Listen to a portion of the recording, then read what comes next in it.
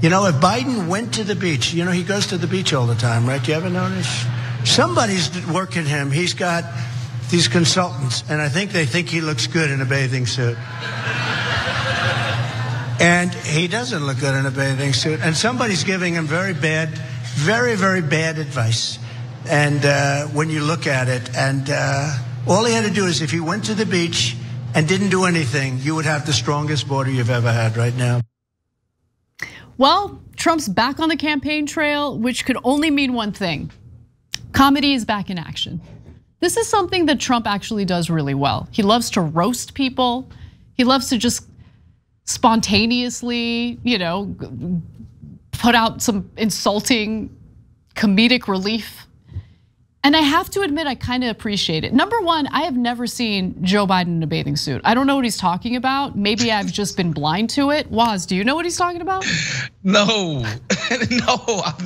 These pictures haven't surfaced because a lot of times they would show presidents, Obama in the past, Trump, of course, at golf course, right? Like that's something you always see in the press. Oh, the freaking president, he's taking time to have leisure, downtime or whatever. But no beach pics. That's not something we see ever. No, I've never seen a beach pic. I mean, I'm not saying it doesn't exist. Maybe it does, but look, I mean, Biden is like nearly 80 years old. Yeah, of course he doesn't look good in a bathing suit, but neither do you, Trump. Like, thank God I haven't seen those beach pictures of Trump either. But look, this is what he does. He's the insult comic, right? Unwittingly, he's the insult comic. And I think sometimes he's really funny, whether it's intentional or unintentional. And I just think he could make a lot more money if he gives up on politics, like get out of the political, area and move in the direction of what you do best. Lean into it. I'm gonna give you another example. So yesterday at a campaign stop in Iowa, he took credit for coming up with the word caravan, because of course he did. I went to the Mexican government. I said, we need a lot of people coming over in these caravans. I came up with that name, I think. Thousands and thousands of people heading up. But they knew, sit down, everybody. You have a couple of minutes, right? Sit down. Like, come on. You came up with the word caravan. All right, I'll give it to him. Sure, you came up with the word caravan. Just keep riffing. Keep riffing. I'm into it. Yeah, I think maybe he's, and this is again me trying to understand and speak Trump for him. Then maybe he's saying he was just calling the hordes of people that were coming caravans. Maybe he's saying he invented that as a sort of shorthand for the refugees and asylum seekers that were trying to come. But that's just hilarious. Yeah, I invented the word caravan. Oh my God. He said that he invented some other words too, but I forget which words they were because he didn't invent them. But I'm kind of saving the best for last because he went after Adam Schiff. Now we've heard him say shifty Schiff, and there have been some allegations that that's an anti-Semitic insult, but that's not the only thing he said in a recent appearance. So let's take a look at what else he thinks about Adam Schiff, and particularly his appearance. We have had to endure. We endured a fake Russia thing for years. We endured all of this stuff, all fake. And think of how bad these people were. A guy like Adam Shifty Schiff, he's a real bad guy. I call him pencil neck. He's got the smallest neck I've ever seen. He's not going to be playing for your local teams, Iowa State. They're not going to be recruiting him to play football. Never noticed his pencil neck, but I do now. He's a child. Look, listen. In the context of politics, inappropriate. I acknowledge that. In the context of an insult comic, which again, lean into it. Look, he's not. He never. If you've ever watched The Sopranos, Uncle Junior would always talk about Tony as he never had the makings of a varsity athlete. That's basically what Donald Trump is doing to Adam Schiff right now. The guy never had the makings of a varsity athlete. It's clear. Look at his pencil neck. That's what he's doing to this dude right now. By the way, thank you to my team for fact checking me in real time. Even though I had never seen it myself, There is, in fact, some images of Biden on the beach without a shirt on. And for the first time, maybe ever, Trump was accurate in what he had to say about it. Okay, that's it. We'll move on. Now, he also attacked the Koch brothers, which I mean, I enjoy that. I will allow it. Unfortunately, not on video. He did it through a Truth Social post, so I want to read what he had to say about it. Now, he's salty because Koch's not a fan of his. And so he says, very stupid, awkward, and highly overrated globalist Charles Koch of the Koch network doesn't have a clue. He said his best years were the 4 years during the Trump administration, and now his people are aimlessly throwing away other people's money. Watch what happens to Charles Koch.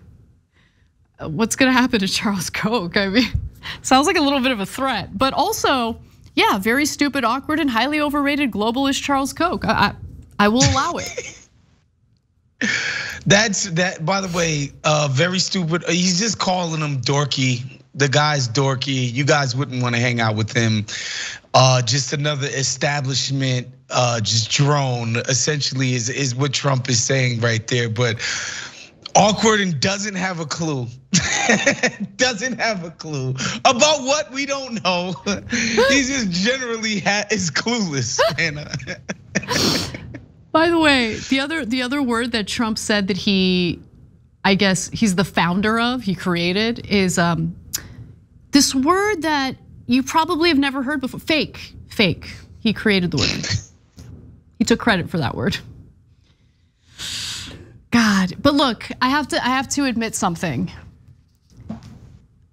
My disdain for Donald Trump did blind me to the more funny moments of his administration or his presidency. And look, to be fair to me, how could his terrible nature not blind me to his humor and some of the more absurd things that he said while he was president?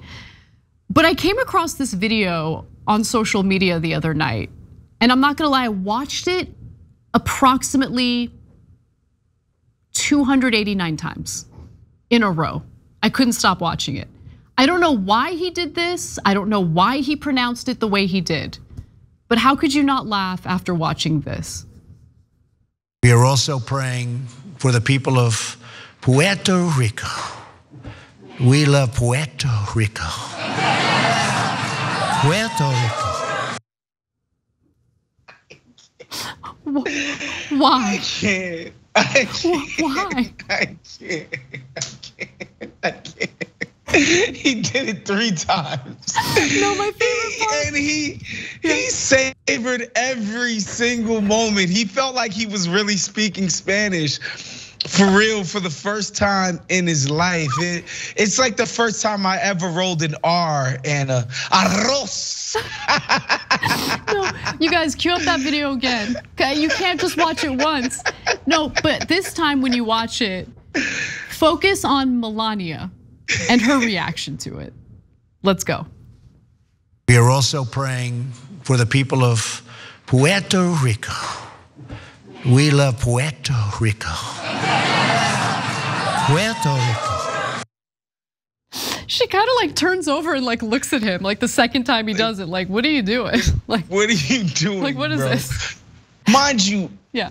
And add that to when he did the toilet paper jump shot after the tragedy in Puerto Rico. Oh my God, that was so awful. That was Puerto Rico too. I know. That's why I totally missed that video, right? Because I was so disgusted at the response to that hurricane in Puerto Rico. Like I was furious, I was angry. So what Waz is referencing is when, during a press conference, after saying awful things about Puerto Rico and basically minimizing the necessity of support that they needed, he was like throwing rolls of paper towel at the crowd. And it's like, what are you doing? I remember he gave that speech about like big water, big ocean water. Like it was just not all sorts of nonsense, right? Looking back in retrospect, like now that I don't want to say we're past it, but looking at some of the elements that I overlooked. No, he's a clown. He's so absurd. And it would be funny at the time if he weren't the president of the United States, right? Like the Puerto Rico comments. Like, just do what you want to do. Go be an entertainer. He's an entertainer, Waz. He's an entertainer. Go be an entertainer. Great. I'd have no problem with him if he were an entertainer. People, instead of people going to his rallies for free to watch him be an insult comic, people would pay for tickets to watch him do his thing. He could make a lot of money. Go make a lot of money. Easily. I think there's just moments in so many moments during the Donald Trump presidency and other presidencies too, where we felt like we were watching a skit from the Chappelle Show, right? George Bush having the shoe thrown at him by the Iraqi homie. Dude. Like that felt, and dodging it twice, like that felt like a skit from a sketch comedy show, but it was real. And it was in response to something real and tragic. His part in the Iraqi war and the aftermath of that. But I'm sorry, legitimately, that's something that will bring me to tears of laughter every time I see footage of that. And it's no different of seeing Donald Trump take a jump shot with a roll of toilet paper after a freaking tragedy in a country. It's just, you can't make this stuff up. George W. Bush dodging the two shoes that were thrown at him that was the most impressive thing he has ever done during his presidency, possibly his entire life. Changed my mind.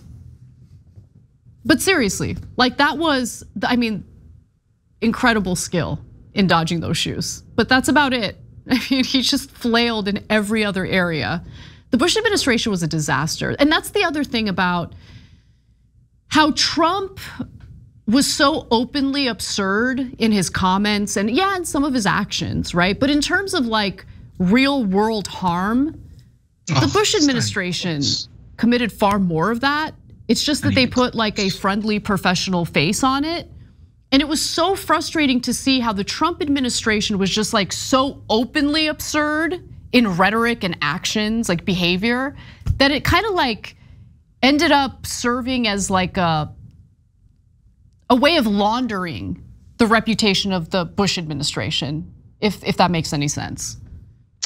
Yeah, and it's so interesting in comparison, Anna, because obviously I was pretty young at the time and can't say that I was paying attention much to the politics of what Bush and his cronies were doing. But at the time, if you go back and read anything from liberals, conservatives to centrists, any dissent from the Trump regime and what they were trying to do was considered literally unpatriotic.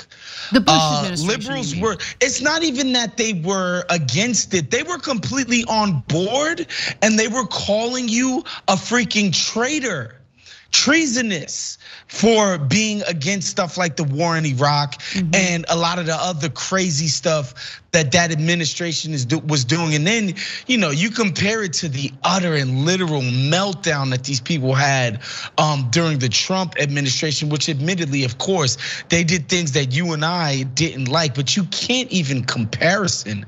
These are differences in just category and kind when you talk about the damage done by these administrations and the sort of response that liberals literally had a freaking meltdown over Trump, essentially because of decorum. Yeah, quite that's frankly. so true. That's so true. It's such a good point, right? Because you didn't hear from Democratic politicians in regard to Donald Trump's expansion of drones in the Middle East, like the drone war, right? They complained about civility, decorum, basically his public behavior. And it is interesting to see the continuation of some of those Trump era policies during the Biden administration and how the very same people who are constantly losing their minds over Trump and his implementation of those policies are now just like super quiet about Biden just continuing them. I mean, and just think about it. Just think about it, Anna. I like everybody else was disgusted by the Muslim ban at the airport. That was messed up. It was racist. It was disgusting. I mean, can you compare it to the freaking war on terror, which is like the consequences of which is based on the same xenophobic, racist, Islamophobic ideas as the Muslim ban at the airport? Like, these are differences in kind. Yep. Like, straight up, we invented something called a war on terror. Like this stuff was fake news. It was fake. Like, it was nonsense. It was just an excuse for us to go up in there, try to carve out the Middle East for ourselves, fatten up, line up the pockets, corporate welfare it up to the military-industrial complex. Again, Dick Cheney being literally on the Halliburton board. Like, this shit can't get said enough. Like, this guy was literally part of that company that directly was enriched by these policies. Like, this is like, they invented the war on terror, and Trump did a Muslim ban at the airport. Like, just think about that. And just think about the freaking, the reactions to both of those actions taken by these two regimes. It's not even close. Yeah, I mean, look, I think it's easy to forget. After 9/11, the way Muslim Americans were being surveilled by the FBI, you have FBI infiltrating college student groups that consist of Muslim students, right? Just automatically assuming that by the very nature of them being Muslim means that they are a threat to the country and need to be monitored. Like, it was awful, absolutely awful. And the policies that passed after 9/11, the Patriot Act, the War Authorization Act, like all sorts of. The torture regime, I mean, come on. Yeah, no, I mean. And also, don't forget, Anna, you mentioned the FBI. They were infiltrating student groups. They were doing stuff by sending guys into mosques, as sleeper agents and being like, hey, guys, wanna do jihad? Like, literally, that was literally what the feds were doing after 9/11. They were trying to invent terrorism here at home, literally. Going to mosques, meeting people, trying to get people riled up, trying to get them to do jihad. Trying to entrap them. And then arresting them. Yes, that's entrapment, totally. Look, honestly, when it came to the, why am I blanking on her name right now? Wow, Gretchen Whitmer. So remember when you had like militia members attempt to kidnap Gretchen Whitmer? And then it turns out that you have feds essentially riling them up and like putting that plan in their minds. Like, there was some entrapment in regard to that too. Now look, they tried to actually execute that, but it's not, I don't think it's right to have like the FBI try to like goad them into doing something and then prosecute them once they actually try to execute the thing that they got goaded into doing. If that makes any sense. Like, there was a very lengthy report on that after the fact, and I was just like, listen, I don't think that these are good guys. I'm not trying to defend them, but I do think it makes the narrative a lot more complicated when you have federal agents essentially putting these ideas in their heads and like riling them up to actually try to kidnap the governor of Michigan. But I don't know. I guess, like, and that's the other thing. Things are so polarized that covering those kinds of stories is also really difficult to do because people are under the impression that when you do it, you're trying to excuse the bad behavior or excuse what militia members are engaging in. But if you want to investigate individuals who are posting in online forums about their plans to do terrible things and harm others, great, you should investigate them. But you shouldn't be putting ideas in their heads and then go after them after they try to execute the ideas you've put in their heads, if that makes any sense. At least that's what I stand on. I mean, that would seem obvious that we shouldn't be trying to invent criminals where they don't actually exist. I don't know. I don't know. Again, if people will remember, these tactics were used during COINTELPRO, where oftentimes some of the most militant, crazy, let's rob a bank, let's shoot up a police station, members of, say, the Black Panther Party were freaking informants. They were FBI informants trying to get Black Panther Party members to commit acts of terrorism. Straight up. Yeah. These are the same tactics that were used. I thought we were in universal agreement that it was kind of gross miscarriage of, what the federal government should be trying to do in quote unquote protecting our citizens. But now we're right back to it. It's craziness. But Waz, I just don't understand why people don't have any faith or trust in our institutions. It's weird. I wonder why that is. It's almost like they earn that mistrust. Yeah, 100%. If you enjoyed this video, that's because of our members. They make us independent, they make us strong, and they make us honest. Become a member today by hitting the join button below.